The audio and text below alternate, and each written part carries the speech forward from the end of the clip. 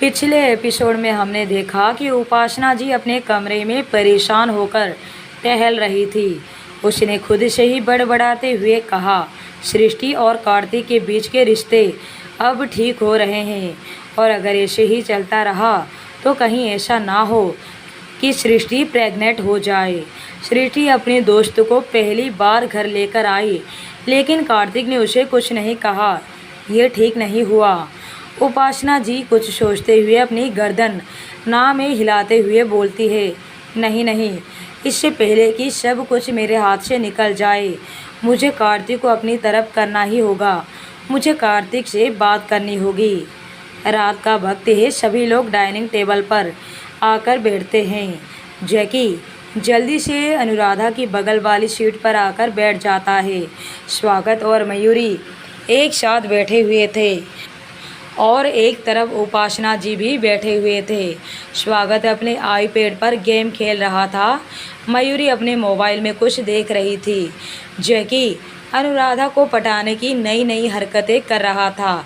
कभी अनुराधा की प्लेट में सैलेड रख रहा था तो कभी गिलास में पानी भरकर रख रहा था। अनुराधा बार बार मना कर रही थी और सृष्टि अभी किचन में थी। सारे सर्वेंट से खाना डाइनिंग टेबल पर लगवा रही थी। मयूरी भी सृष्टि की मदद का दिखावा करने के लिए उसके पास जाने के लिए खड़ी होने लगी तो उपासना जी आंखों से इशारा करके उसे जाने से मना कर दिया। सृष्टि सर्वेंट से खाना ट्रॉली में रखवा रही थी, तभी अनुराधा सृष्टि को बोलती है, भाभी, भाई ने आपको काम करने से मना किया था ना। उन्होंने कहा था कि आप सिर्फ खाना बनाएंगे, बाकी घर का कोई काम नहीं करेंगे, तो क्यों आप दिन भर इतना काम करते रहते हैं। सृष्टि ने कहा, मैं कहाँ कोई काम करती हूँ, सारा काम तो सर्वेंट कर देते हैं। अभी भी बस खाना ही तो डाइनिंग टेबल पर लगवा रही हूँ, इतना काम तो कर ही सकती हूँ। अनुराधा ने कहा, अच्छा ठीक है, अब सब काम छोड़िए और आकर यहाँ बैठिए। अनुराधा अपने बगल वाली कुर्सी पर बैठने का इशारा करते हुए सृष्टि को बोलती है, लेकिन तभी वहाँ अजय आकर बैठ जाता है। अनुराधा के एक तरफ जैकी बैठा हुआ था तो दूसरी तरफ अजय। उपासना जी को अजय को देखकर बिल्कुल भी अच्छा नहीं लग रहा था। सृष्टि अनुराधा को बोलती है, मैं तुम्हारे भैया को बुलाकर आती हूँ। इतना बोलकर सृष्टि मुस्कुराकर अपने कमरे की तरफ जाने ही लगती है कि तभी उसे सामने से कार्तिक अपने फ़ोन में कुछ देखता हुआ नीचे उतरता हुआ दिखाई देता है। सृष्टि कार्तिक को देखकर रुक जाती है। कार्तिक फ़ोन बंद करके अपनी जेब में रखता है और फिर हेड ऑफ़ द फैमिली वाली चेयर पर आकर बैठ जाता है। सृष्टि कार्तिक की साइड वाली चेयर पर बैठ जाती है। सभी लोग खाना शुरू करते हैं। थोड़ी देर के बाद उपासना जी अपना गला साफ करते हुए कार्तिक से कहते हैं, बेटा कार्तिक, मेरे कहने का बुरा मत मानना और ना ही कोई गलत मतलब निकालना। मैं तो बस एक तजुर्बे के हिसाब से बोल रही हूँ। हमारे घर में एक जवान लड़की रहती है। उपासना जी का इशारा इस वक्त अनुराधा की तरफ था। कल को उसकी शादी भी तुम्हें करानी पड़ेगी। हमारे घर में बाहर के जवान लड़के लाकर रखना ठीक नहीं है। कल को कुछ ऊंच नीच हो गई तो लड़के को तो कोई कुछ नहीं कहेगा। सारे सवाल और उंगलियां लड़कियों के तरफ ही उठेगी। उपासना जी इनडायरेक्टली अजय को घर से बाहर निकालने के बारे में कार्तिक को बोल रहे थे। उपासना जी की बातें सुनकर सृष्टि का चेहरा एकदम से उदास हो जाता है। सृष्टि को साफ साफ पता चल रहा था कि अजय की इंसल्ट की जा रही है, क्योंकि अजय के कैरेक्टर को जज किया जा रहा है। उपासना जी की बातें अनुराधा को भी बिल्कुल अच्छी नहीं लगती, लेकिन वो बोल ही क्या सकती थी, क्योंकि डिसीजन कार्तिक को लेना था। अजय के हाथ भी खाना खाते हुए रुक जाते हैं। अजय को अब वहाँ एक पल भी ठहरना मौत लग रहा था। बाकी सब आराम से खाना खा रहे थे। उन्हें जैसे इस बात से कोई लेना देना नहीं था। तभी कार्तिक खाना खाते हुए उपासना जी की तरफ देखते हुए बोलता है, बड़ी माँ, आप बिल्कुल सही बोल रहे हैं। मैं आपके बात से बिल्कुल सहमत हूँ। कार्तिक की बात सुनकर उपासना जी के चेहरे पर जंग जीतने वाली स्माइल आ जाती है और दूसरी तरफ सृष्टि और अनुराधा दोनों के चेहरे उतर जाते हैं। अजय को तो कार्तिक से कोई उम्मीद ही नहीं थी। कार्तिक जैकी की तरफ देखकर बोलता है, मिस्टर जय किशन, तुम्हारा क्या काम है? तुम काम क्या करते हो? कार्तिक की बात सुनकर जैकी हड़बड़ा जाता है, क्योंकि जय किशन ये नाम बहुत ही कम लोग जानते थे। कार्तिक की बात सुनकर स्वागत और मयूरी भी जैकी को देखने लगते हैं, क्योंकि जैकी का ओरिजिनल नाम उन्हें भी पता नहीं था। जैकी सबके नज़रों को खुद पर देखकर एक बार सबकी ओर देखता है, फिर सीधा बैठकर कार्तिक से बोलता है, सर मैं तो अभी मैं कुछ करता नहीं हूँ, लेकिन बहुत ही जल्द अपना बिजनेस शुरू करने वाला हूँ। मैं अपने इंपोर्ट एक्सपोर्ट का बिजनेस शुरू करूँगा। कार्तिक ने कहा, तुम्हारी उम्र क्या है? जैकी ने जवाब दिया, जी सर 28 साल। कार्तिक ने फिर से पूछा, तो फिर तुम अपना बिजनेस कैसे करोगे? मेरा मतलब है मार्केट से पैसे लोगे या फिर तुम्हारे पास अपनी कोई सेविंग है? जैकी अपने चेहरे पर नकली हंसी लाते हुए बोलता है, वो सर हमारे गांव में ना बहुत सारी ज़मीन है, मैं उन्हीं ज़मीन को बेच दूंगा और अपना बिजनेस शुरू करूंगा। कार्तिक ने कहा, तुम्हें पता है मुझे भी अपना बिजनेस विरासत में मिला था, लेकिन मैंने अपने मेहनत से अपने बिजनेस को नंबर 1 पोजीशन में पहुंचा दिया। लेकिन मैं तुम्हें एक ऐसे इंसान की बात करता हूं जिसने अपना बिजनेस अपने दम पर शुरू किया।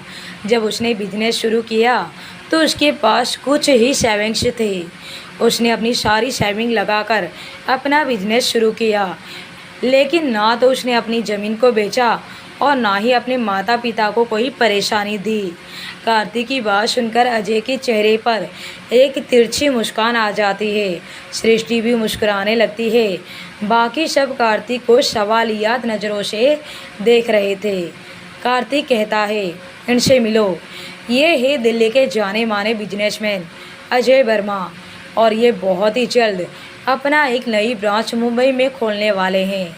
और अभी मैं जिनके बारे में बात कर रहा था वो भी यही है। दिल्ली के आसपास के शहरों में इनका नाम बहुत ही सम्मान के साथ लिया जाता है। बड़े से बड़ा बिजनेसमैन भी अपनी ज्वेलरी का डिज़ाइन इनसे करवाना चाहता है। तुम शायद नहीं जानते होगे, लेकिन बिजनेस की दुनिया में एक और जाना माना नाम है, मिस्टर ओबरॉय, जिनकी बेटी की शादी 2 महीने के बाद है। और मिस्टर ओबरॉय ने अजय के सिर्फ कुछ ही डिजाइन्स को देखकर अपनी बेटी की शादी की सारी ज्वेलरी का कॉन्ट्रैक्ट मिस्टर अजय को दिया है। चलो अब मैं सीधा पॉइंट पर आता हूँ। जैसे कि अभी अभी बड़ी माँ ने कहा कि हमारे घर में एक जवान बेटी रहती है, तो जैकी तुम अपना सामान पैक कर लो। स्वागत और मयूरी, तुम भी अपना अपना सामान पैक कर लेना, क्योंकि कल तुम तीनों सक्सेना विला जा रहे हो। वहाँ पर तुम आराम से रह सकते हो। कार्तिक की बातें सुनकर सभी हैरान थे। सृष्टि भी हैरानी से अपनी आंखें बड़ी करके कार्तिक को देख रही थी। सृष्टि को बिल्कुल भी नहीं लगा था कि कार्तिक इतनी आसानी से डायरेक्टली स्वागत और मयूरी को घर से जाने के लिए बोल देगा, और वो भी अपनी बड़ी माँ के सामने। बड़ी माँ कार्तिक को समझाने के लिए कुछ बोलने ही वाली थी कि कार्तिक ने उनके बोलने से पहले ही बोल दिया, मैं जानता हूँ बड़ी माँ, स्वागत इतनी सालों के बाद इंडिया आया है, आपका बहुत मन होगा स्वागत के साथ रहने का। वैसे भी हर माँ अपने बेटे बहू के साथ ही रहना चाहती है, और स्वागत की तो अभी नई नई शादी हुई है। आप चाहे तो आप भी सक्सेना विला जाकर रह सकते हैं। सुबह तक आप भी अपना सामान पैक कर लेना, ड्राइवर आपको छोड़कर आएगा। कार्तिक का इस तरह से सभी को अपने घर जाने के लिए बोलना सृष्टि को अच्छा नहीं लग रहा था।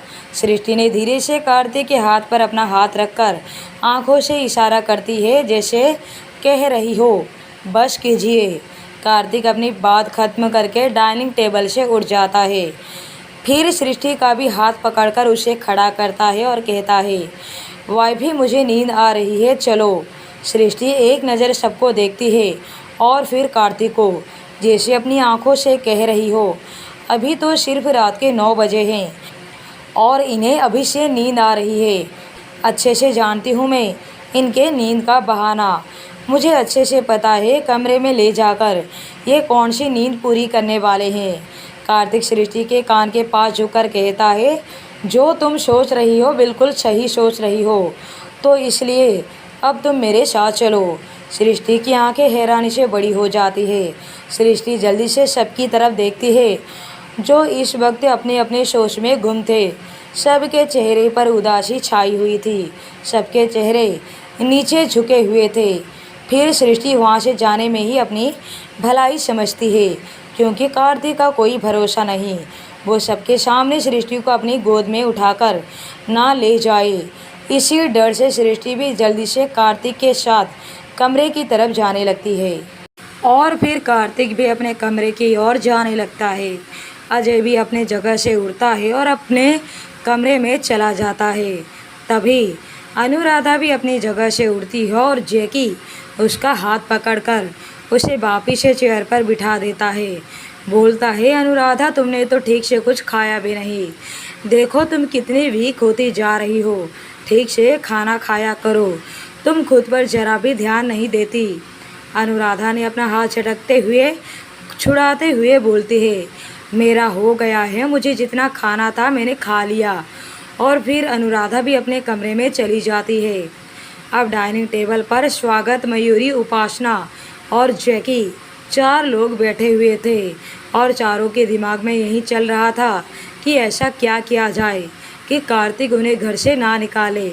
और ऐसा कार्तिक कैसे कर सकता है? उन सबको अपने घर से जाने के लिए वो कैसे बोल सकता है? सबसे बड़ा झटका तो उपासना जी को ही लगता है, क्योंकि उन्हें बिल्कुल भी नहीं लगा था कि कार्तिक कभी उन्हें घर से जाने के लिए बोल पाएगा। उपासना जी हमेशा से यही सोचते थे कि कार्तिक उनकी हर बात को मानता है, उनकी बहुत इज्जत करता है। उपासना जी अपने मन में सोचती है, कार्तिक ऐसे कैसे मेरी बातों को टाल सकता है। उसे अच्छे से समझ में आया था कि मेरा इशारा अजय की तरफ था, लेकिन कार्तिक ने अजय की जगह हम चारों को घर से जाने के लिए बोल दिया। कार्तिक मेरे खिलाफ कैसे कुछ बोल सकता है? सृष्टि को उसके ज़िंदगी में आए 4 दिन भी नहीं हुए और वो अपनी बीवी का गुलाम बन गया। उसने मुझे घर से जाने के लिए बोल दिया। सृष्टि, उसने तो मेरी बरसों की मेहनत पर पानी फेर दिया। मैंने न जाने कितने सालों से कार्तिक के ऊपर अपनी ममता ये सोचकर लुटाई कि कल को कार्तिक वैसा ही करेगा जैसा मैं कहूँगी, और कार्तिक वैसा करता भी आया था। लेकिन ये सृष्टि के आने से कार्तिक बदल रहा है और उसका ये बदलना मुझे पसंद नहीं। उपासना जी सोचते हुए खड़ी होती है और वहाँ से अपने कमरे की तरफ किसी को बिना कुछ कहे चली जाती है। कार्तिक के इस तरह के जाने के लिए बोलने पर मयूरी को भी अच्छा नहीं लग रहा था। मयूरी तो इंडिया और कार्तिक के घर पर ये सोचकर आई थी कि इसी बहाने उसे कार्तिक के करीब रहने का मौका मिल जाएगा। इसलिए तो मयूरी ने स्वागत से शादी की थी, ताकि वो स्वागत के जरिए कार्तिक के करीब रहेगी, एक ही छत के नीचे रहेगी, जिससे कार्तिक को अपने जाल में फंसाने में आसानी रहेगी। लेकिन उसे भी अपनी सारी मेहनत पर पानी फिरता हुआ नज़र आ रहा था। मयूरी को लगा कि कार्तिक जिस तरह से अपनी बहन से बहुत प्यार करता है, उसी तरह से अपने भाई को भी बहुत प्यार करता होगा। लेकिन यहाँ आकर पता चला कि कार्तिक को स्वागत से कोई मतलब ही नहीं। कार्तिक सिर्फ अपनी बहन पर प्यार लुटाता है, लेकिन बाकी किसी की तरफ तो आंख उठाकर भी नहीं देखता। बाकी किसी से भी कार्तिक को कोई मतलब नहीं। कार्तिक के ज़िंदगी में सिर्फ 2 ही इंसान मायने रखते हैं, एक तो सृष्टि और दूसरा अनुराधा। मयूरी भी वहाँ से अपने कमरे की ओर चली जाती है और स्वागत उसके पीछे पीछे। अब डाइनिंग टेबल पर सिर्फ जैकी बैठा हुआ था। अरमान तो जैकी के भी पानी में मिल गए थे। जितने भी अरमान जैकी ने सजा रखे थे, उन सभी अरमानों पर कार्तिक ने पानी के छींटे मारकर ही जैकी के अरमानों को ज़मीन पर लाकर पटक दिया था। जैकी मन ही मन सोचता है, नहीं, मैं इस घर से नहीं जा सकता, मुझे कुछ ना कुछ तो जुगाड़ करना ही होगा। इस घर में रहूँगा तब तो कार्तिक की प्रॉपर्टी हासिल कर सकूँगा। अगर अनुराधा मेरे जाल में नहीं फंसी तो मैं कहीं का नहीं रहूँगा।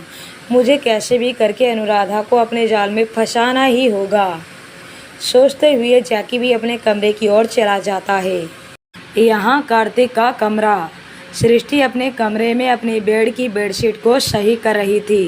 कार्तिक वॉशरूम में गया हुआ था। सृष्टि बेड ठीक करने के बाद आराम से बेड पर बैठ जाती है और कार्तिक की कई बातों को याद करके मुस्कुराने लगती है। सृष्टि अपने मन में कहती है, इसे कहते हैं बिना बंदूक उठाए शिकार करना। मयूरी, मैं तुम्हें शायद इस घर में रोक लेती अगर तुम मेरे पति पर अपनी नज़र ना डालती तो। मैं एक बार अपने पति को किसी और औरत के साथ देख चुकी हूँ, लेकिन अब दोबारा से वो गलती नहीं करूँगी। जब पति पर किसी बुरी बला का साया पड़ता है तो पत्नी अपने पति की नज़र उतारती है, और मैं अपने होते हुए अपने पति पर किसी भी बुरी बला का साया नहीं पड़ने दूँगी। मैं किसी भी औरत को अपने पति के आसपास भी भटकने नहीं दूँगी। हाँ, उपासना माँ भी इस घर से चले जाएंगे, इसका मुझे अफसोस होगा, लेकिन अब मेरे पति ऐसा चाहते हैं तो मैं क्या कर सकती हूँ। मयूरी, तुम्हारी वजह से उपासना माँ को भी इस घर से जाना पड़ रहा है। अगर तुम ना होती तो वो हमारे साथ ही रहती। तुम्हारी वजह से उपासना माँ को भी जाने से रोक नहीं पाऊंगी। सृष्टि बैठे बैठे सोच रही थी। सृष्टि चाहे अपने आप को बदलने की कितनी भी कोशिश कर ले, लेकिन वो अपने दिल को कभी नहीं बदल सकती। उसके दिल में सभी के लिए बेशुमार प्यार है, तभी तो उपासना माँ को भी अपने माँ का दर्जा दे रखी है और आज भी उनके इरादों को समझ नहीं पाई है। उपासना जी पर उसका ये भरोसा आने वाले समय पर सृष्टि को बहुत ही बड़ा झटका देकर जाएगा, बहुत बड़ा तूफान लेकर आएगा, जिस बात से अनजान सृष्टि है। सृष्टि अपने ख्यालों में कार्तिक की बातों को याद करके मुस्कुराने लगती है। जब कार्तिक ने अजय की तारीफ की थी और बाकी सबको सीधा सीधा घर से जाने के लिए बोल दिया था, सृष्टि चुपके से मयूरी की शक्ल को देख रही थी, जिसके चेहरे की हवाइयाँ उड़ गई थी। मयूरी का चेहरा देखकर सृष्टि की खुशी का तो ठिकाना ही नहीं रहा था। सृष्टि अंदर ही अंदर बहुत ज़्यादा खुश हो रही थी। सृष्टि अपने ख्यालों में इस तरह खोई हुई थी कि कार्तिक उसके कब करीब आया उसे पता ही नहीं चला। सृष्टि को होश आता है जब कार्तिक सृष्टि के पेट को चूमने लगता है। कार्तिक की छुअन हर बार सृष्टि के जिस्म में एक झनझनाहट पैदा कर देती थी, और अभी भी ऐसा ही हो रहा था। सृष्टि की धड़कन तेज हो गई थी, उसकी सांसें भारी होने लगी थी। सृष्टि अपनी सांसों को संभालते हुए बहुत ही धीरे से बोलती है, पतिदेव, आज नहीं, प्लीज़। लेकिन कार्तिक को तो जैसे उसकी बातें सुनाई ही नहीं दे रही थी। कार्तिक सृष्टि के कंधे से उसकी साड़ी का पल्लू हटा देता है और एक झटके में सृष्टि को अपनी गोद में बिठा देता है। कार्तिक का एक हाथ उसके गर्दन और पीठ पर चल रहा था, तो दूसरी तरफ कार्तिक सृष्टि के कॉलर बोन और गर्दन को चूम रहा था, और सृष्टि भी कार्तिक के छुअन से मदहोश हो रही थी। लेकिन फिर सृष्टि मदहोशी में ही कार्तिक के हाथ को अपने जिस्म से हटाते हुए बोलती है, प्लीज़ आज नहीं, आज रुक जाइए। सृष्टि का बार बार कार्तिक के हाथ को हटाना और उसे रोकने की कोशिश करना कार्तिक को इरिटेट कर रहा था, जिससे कार्तिक सृष्टि को एक झटके में बिस्तर पर लेटा देता है और खुद उसके ऊपर जाकर उसके दोनों हाथों को बिस्तर पर दबा देता है। सृष्टि कुछ बोल नहीं पा रही थी। सृष्टि कुछ बोल पाती इससे पहले ही कार्तिक सृष्टि के होठों पर अपना कब्जा कर लेता है और सृष्टि को बहुत ही डीप और पैशनेट किस करने लगता है। सृष्टि कार्तिक के छोड़ते ही गहरी सांस लेने लगती है। वैसे तो सृष्टि आज बिल्कुल भी इस मूड में नहीं थी, लेकिन अब वो कार्तिक के प्यार के रंग में रंग चुकी थी। यहाँ अजय का कमरा। अजय बेड पर बैठा हुआ था। अपने बिस्तर पर अजय ने सारी दवाइयाँ फैला रखी थी। अजय हर एक दवाई को अच्छे से देख रहा था, उसके बारे में सर्च कर रहा था।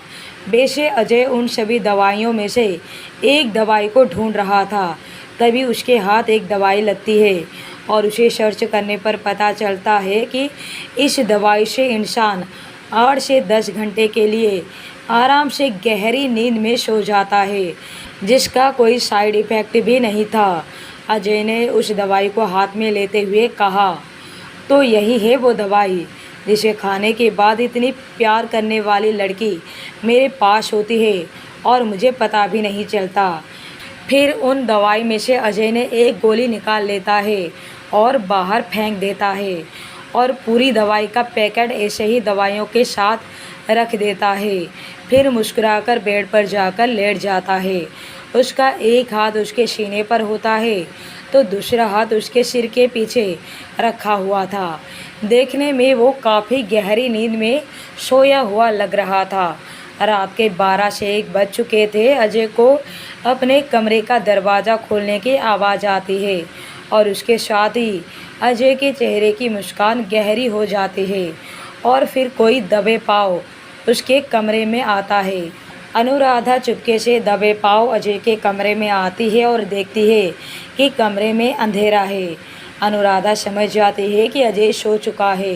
वो दबे पाँव अंदर आती है और बहुत ही आराम से दरवाज़ा बंद करती है और फिर सबसे पहले अनुराधा कंफर्म करने के लिए टेबल पर रखी हुई दवाइयों के पास जाती है। सारी दवाइयाँ देखती है तो अनुराधा समझ जाती है कि अजय ने दवाई ले ली है और फिर अनुराधा एकदम रिलैक्स हो जाती है, क्योंकि अनुराधा को लगता है कि अजय ने दवाई खा ली है तो वो ज़रूर गहरी नींद में ही होगा, उसे तो कुछ भी नहीं पता चलेगा। लेकिन जिस दवाई से अजय को नींद आती थी, अजय ने उस दवाई को खाई नहीं थी बल्कि फेंक दिया था, इसलिए अजय सोया नहीं था। अनुराधा को लग रहा था कि अजय गहरी नींद में सो रहा है, क्योंकि अजय आंखें बंद करके बिस्तर पर लेटा हुआ था और ऐसे जता रहा था जैसे गहरी नींद में हो।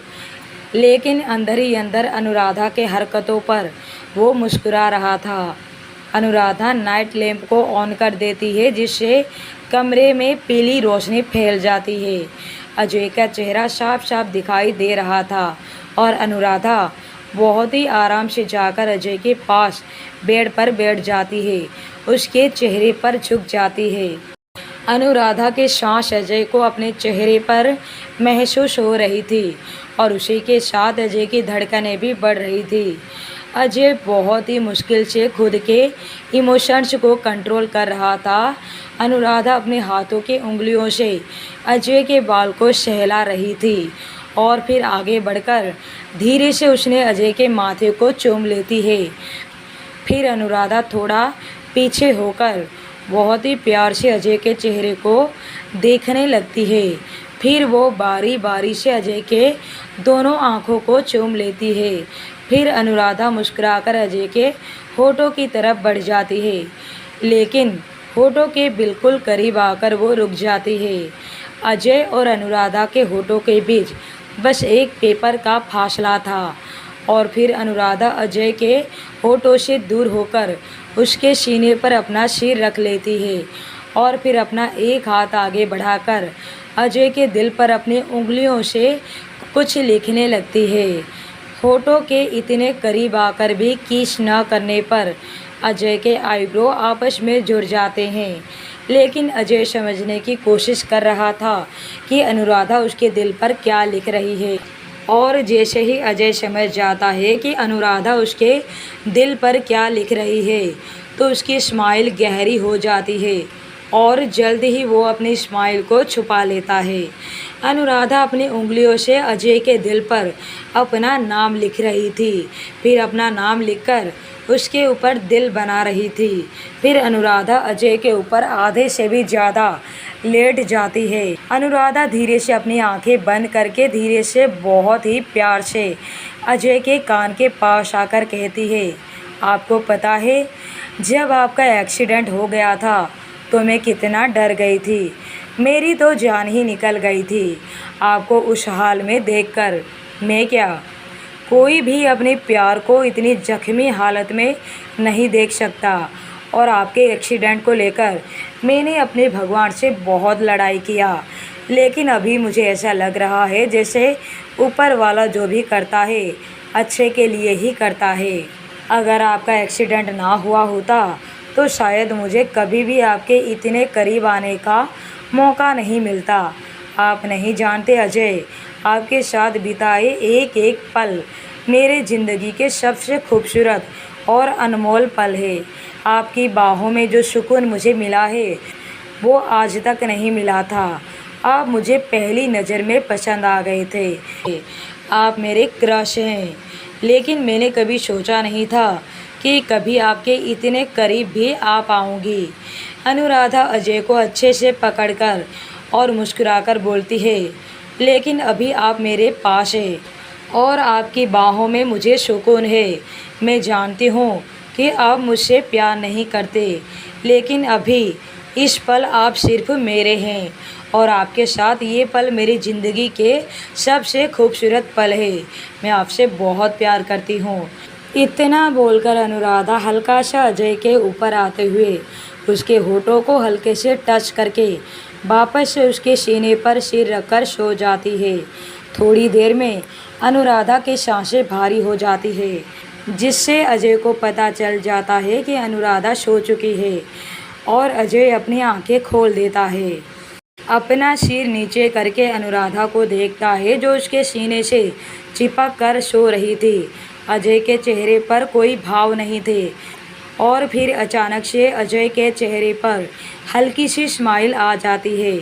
अजय अनुराधा को अपनी बाहों में भरकर बोलता है, मुझे नहीं पता था कि एक हार्टलेस इंसान के बहन के दिल में इतना प्यार होगा। मुझे लगता था कि मैं जितनी शिद्दत से सृष्टि से प्यार करता था उतनी शिद्दत से कोई किसी को प्यार नहीं कर सकता, लेकिन तुमने तो मुझे भी पीछे छोड़ दिया। कोई किसी को एक नज़र में इतनी मोहब्बत कैसे कर सकता है। एक बार मैं अपनी मोहब्बत खो चुका हूँ, लेकिन वो मेरी एक तरफ़ा मोहब्बत थी। उसकी खुशी के लिए मैंने अपनी खुशी को कुर्बान कर दिया, लेकिन इस बार मैं अपनी प्यार को नहीं खो सकता। तुम्हें पाने के लिए मैं तुमसे भी लड़ जाऊंगा। उसने हल्का सा मुस्कुरा कर कहा, और तुम्हारे भाई से भी। इतना बोलकर अजय अनुराधा को अपनी बाहों में भरकर अपनी आंखें बंद कर लेता है। थोड़ी देर के बाद अजय भी नींद की आगोश में चला जाता है। अगले दिन सुबह 5 बजे अजय की आंखें अनुराधा के फ़ोन के अलार्म से खुलता है। उससे अजय को थोड़ा इरिटेट भी होने लगता है, लेकिन अभी भी उसकी आंखें बंद थी। अलार्म की आवाज़ से अनुराधा की आंखें खुलती है। आज सुबह जब अनुराधा अपनी आंखें खोली तो वो हैरान रह गई, क्योंकि अजय ने अनुराधा को अपनी बाहों में पूरी तरह से जकड़ रखा था। अजय के हाथ अनुराधा के कमर पर थे। उसने अपना सिर अनुराधा के सीने पर रखा हुआ था और अजय का एक पैर अनुराधा के घुटने पर था। आज ऐसा पहली बार हुआ था, नहीं तो हर सुबह अनुराधा की आंखें अजय की सीने में ही खुलती थी। अनुराधा हमेशा अजय के ऊपर ही हुआ करती थी, लेकिन आज अजय उसके ऊपर था। फ़ोन का अलार्म जो कि बजकर बंद हो चुका था फिर से दोबारा से बजने लगा तो अनुराधा अपने सेंस में आती है और अजय नींद में ही कशमशाने लगता है। अजय की आंख खुलता हुआ देखकर अनुराधा जल्दी से अपना फ़ोन का अलार्म बंद कर देती है और फिर धीरे से अजय को खुद से अलग करने की कोशिश करने लगती है, लेकिन हट्टा कट्टा सा अजय अनुराधा से हिल भी नहीं रहा था। बड़ी ही मुश्किल से अनुराधा ने अजय को खुद से दूर किया और फिर जल्दी से बिस्तर से खड़ी हो जाती है। अनुराधा के जाते ही अजय अपनी आंखें खोलता है और मुस्कुराने लगता है। फिर वो एक तकिए को अपने सीने से लगाकर सो जाता है। सुबह हो चुकी थी, अब सब धीरे धीरे उठने लगे थे। यहाँ कार्तिक का कमरा सुबह के 6 बज चुके थे। सृष्टि की आंखें खुल चुकी थी और हमेशा की तरह कार्तिक सृष्टि के पेट पर अपना सिर रखकर सो रहा था, जिसे देखकर सृष्टि के चेहरे पर मुस्कान आ जाती है और सृष्टि ने धीरे से कार्तिक को खुद से अलग करके वॉशरूम चली जाती है। थोड़ी देर के बाद सृष्टि नहाकर वॉशरूम से आती है और फिर क्लोजेस्ट रूम में जाकर एक ऑरेंज कलर का पटियाला सूट पहनकर बाहर आती है। आईने के सामने जाकर खड़ी हो जाती है। उसने अपने मांग में सिंदूर, माथे पर बिंदी, हाथों में चूड़ियाँ, काजल और लिपस्टिक के साथ सृष्टि अब तैयार थी। उसने एक नज़र कार्तिक को देखा, फिर कमरे से बाहर चली गई। लगभग 7 बजे कार्तिक की आंखें खुलती है। वो अपने आसपास देखता है तो सृष्टि कमरे में नहीं थी। कार्तिक बिस्तर से उठता है और वॉशरूम चला जाता है। सृष्टि सबके लिए नाश्ता बना रही थी, तभी उपासना जी किचन में आते हैं। सृष्टि को काम करता हुआ देखते हैं। उपासना जी धीरे से ग्लास में दूध निकालते हैं, उसमें कोई दवाई मिला देती है और फिर उपासना जी दूध का ग्लास लेकर सृष्टि के पास आती है और फिर अपनी आवाज़ में मिश्री से भी ज़्यादा मिठास लाकर सृष्टि को बोलते हैं, सृष्टि, मैं देख रही हूँ दिन व दिन तुम और भी ज़्यादा कमज़ोर होती जा रही हो। इतना काम करती हो कि खुद पर भी ध्यान नहीं देती हो और देखो कितनी कमज़ोर लग रही हो। ये लो दूध पियो। सृष्टि दूध को देकर मुंह बिगाड़ते हुए बोलती है, नहीं माँ, मैं दूध नहीं पीती। सृष्टि को दूध ना पीते हुए देखकर उपासना जी थोड़ा इमोशनल होकर बोलती है, ठीक है, तुम दूध नहीं पीना चाहती हो तो मत पियो। मैं तो बस जाते जाते आखिरी बार सबसे अपना प्यार जताना चाहती थी, क्योंकि थोड़ी देर के बाद हम सब सक्सेना बिला के लिए निकल जाएंगे और फिर उसके बाद पता नहीं तुमसे कब मिल पाऊंगी। तुम्हें मैं अपनी बेटी की तरह प्यार करती हूँ, इसलिए फिक्र होती है। अब तुम्हें तो मैं अपने साथ सक्सेना बिला लेकर तो नहीं जा सकती ना, क्योंकि कार्तिक जाने नहीं देगा। तो क्या तुम मेरा दिल रखने के लिए मेरे हाथों से एक गिलास दूध भी नहीं पी सकती? सृष्टि को उपासना जी के लिए थोड़ा बुरा लग रहा था। उसने हल्का सा मुस्कुराकर उपासना जी के हाथों से दूध का गिलास ले लेती है और किचन के स्लैब पर रख देती है। बोलती है, ठीक है माँ, जब हम सब मिलकर ब्रेकफास्ट करेंगे तो ब्रेकफास्ट करते समय दूध पी लूँगी। सृष्टि की बातें सुनकर उपासना जी मन ही मन सोचती है, अगर ये ब्रेकफास्ट के टाइम दूध पिएगी तो दवाई का असर होने में काफ़ी टाइम लग जाएगा। नहीं, मुझे सृष्टि को अभी दूध पिलाना होगा ताकि दवाई का असर ठीक समय पर हो, जिस समय पर मैं चाहती हूँ। उपासना जी दूध का गिलास अपने हाथों में लेते हुए बोलती है, नहीं, तुम दूध अभी पियोगी, मेरे लिए अभी पियो मेरे सामने, और मैं तुम्हें दूध अपने हाथों से पिलाऊंगी। इतना बोलकर उपासना जी दूध का गिलास सृष्टि के होठों से लगा देती है और सृष्टि न चाहते हुए भी पूरा दूध पी लेती है। अब दूध पीने से सृष्टि को क्या होगा, आगे की कहानी में क्या होगा, जानने के लिए बने रहिए लव आफ्टर डिवोर्स पर।